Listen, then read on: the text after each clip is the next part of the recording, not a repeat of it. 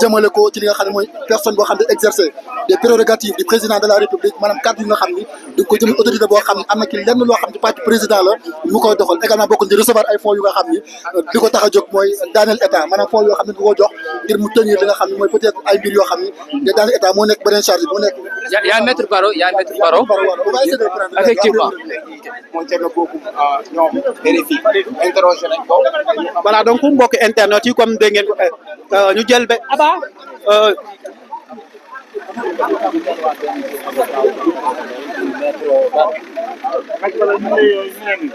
Alors notre client Badara Gadiaga vient d'être placé sous mandat de dépôt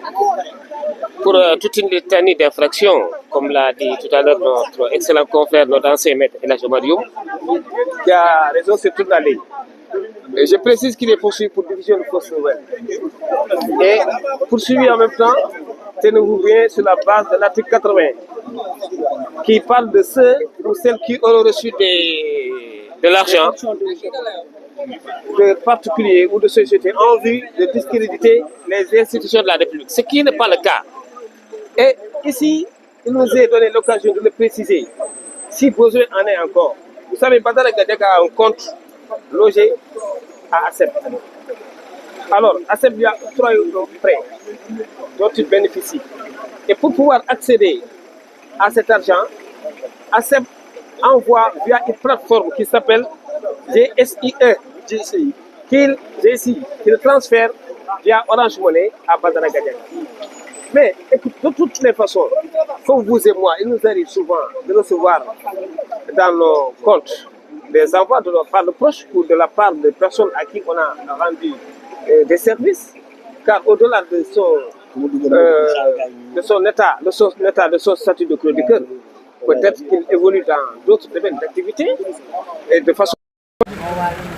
C'est qu'il faut que vous reteniez qu'au départ, c'était la diffusion de fausses nouvelles qui avait été retenue. Et pour ça, c'est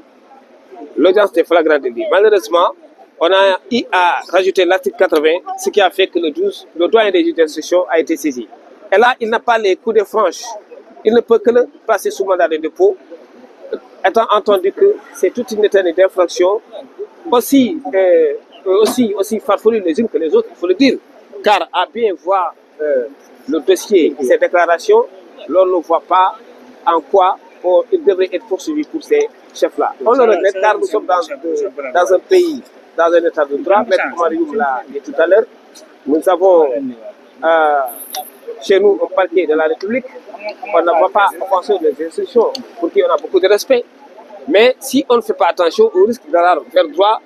tout droit vers un parquet de la répression, ce qui serait vraiment dommage. Or, aujourd'hui, ce qui est important, c'est que les libertés publiques et individuelles soient sauvegardées. Pour le reste, on attend à ce que le doyen des juges le convoque pour l'entendre au fond. Et là, il va revenir sur des pans entiers des déclarations qu'il a eu à faire par devant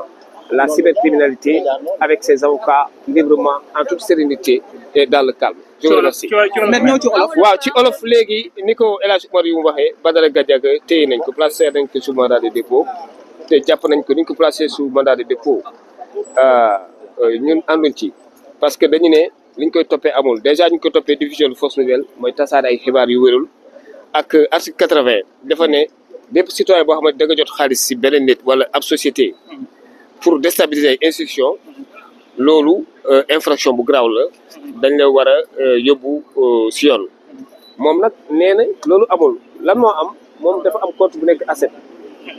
ASEP nag laata muy envoyé xaalis bi day jaar si beneen plateforme GSI moom mooy jël xaalis bi dugal ko Orange Money envoyé ko Badara Gadiaga li kese la et puis loolu bu weesoo nit am na droit recevoir Orange Money sa proche mun na la jox xaalis mun nga def benn service nga liggéeyal nit nga jaay ko dara de légal mu jox la xaalis loolu kese moo nekk si dossier bi ñu koy lu ñu jàpp ne mooy y a une volonté quand même boo xamante ni dañ ko bëgg a yóbbu prison pour le faire taire et c'est pas élégant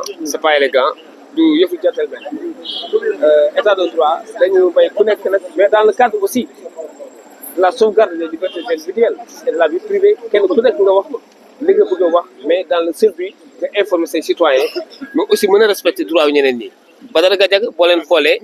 ñun xam nañ ñu ko jàppee lu mu wax carrément dafa ne lii mébétam rek mooy wax lu am informer citoyens yi xeex pour démocratie gën a dëgër si réew mi. est-ce que dañoo maintenir information judiciaire bi ñu ubbi woon par rapport au dossier. waaw bien sûr finalement parce que article 80 dafa ñëw parce que yoon dafa ne yenn chef yi bu amee juridiction amul pouvoir may nit bàyyi nit ki il est obligé de le placer sous mandat de dépôt. donc on a tout fait pour que xam naa délai yooyu yëpp ñu dóol ko ci mooy division force nouvelle ak le fait que nit ki jot xaalis si ay particulier wala ay société pour ñu ne dafa bëgg a daaneel ay institution te loolu xam ngeen amul Badara Gadiaga du genre du ñooñu c'est une personne très correcte bon du ma ko waxal lu amul man li ma woon ak li mu wax si dossier bi ak li mu jëf aussi ci li ñu gis si c'est sur base dañuy waxee sànq je pense que El Hadj Omar bi mu wax na l'essentiel. tey mën ngeen ñëwal mettre ci état d'esprit wu seen client naka ngeen ko gisee. non moom il a toujours dit il préfère être en détention avec un esprit libre que d'être en liberté les mains et les pieds fagotés non. parce que waaw ñun avocats yi dañ concerté wu loolu lu ñuy wax fii mais lépp lu ñu yoon may incha allah danañ ko def parce que état droit lañ nekk nag maa ngi leen di nag alerter parce que nous sommes devant l'opinion publique nationale ak internationale ñu ngi ñuy seetaan fu nekk nii je pense que soxluwuñu yi li ñu soxla rek mooy démocratie bi gën a avancé et puis ñuy jógee si assises yi aussi ñu mettre en œuvre mooy juge des libertés de la détention parce que ñu demee nii on risque ñu am benn parquet de la répression parce que procureur à chaque fois réquisition am bu visé dara rek souvent le juge est lié or bu ñu amoon benn juge boo xamante ni day nekk juge de la liberté de la détention dina mën a départager bu ko defee koo xamante ni warul dem prison mu bañ a dem prison parce que prison aussi nekkul c'est très sérieux ñi fa nekk xam nañ ko maa ngi leen di gërëm da ngeen Maître Barro bi nga xam ne également ci pôle d'avocat kii di Badara Gadiaga la bokk alors donc Aba li ñuy def mooy Aba laata nga kii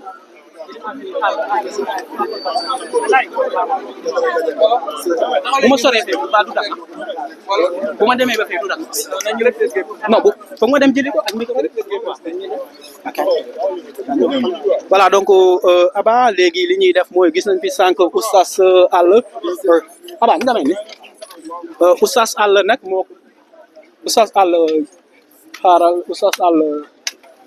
voilà donc Aba nañ jëli oustaz All moo papa yi Badara Gadiaga oustaz muy ziar bu baax alors donc oustaz ñu jël sa réaction voilà donc ñëw leen oustaz Sarr ñuy ñëw voilà donc oustaz All mu nekk koo xamante jege na lool Badara Gadiaga ndax moo wéyjuru Badara Gadiaga ñoo doon ànd waaw mu nekk papa si moom alors donc oustaz tey ngeen ñëw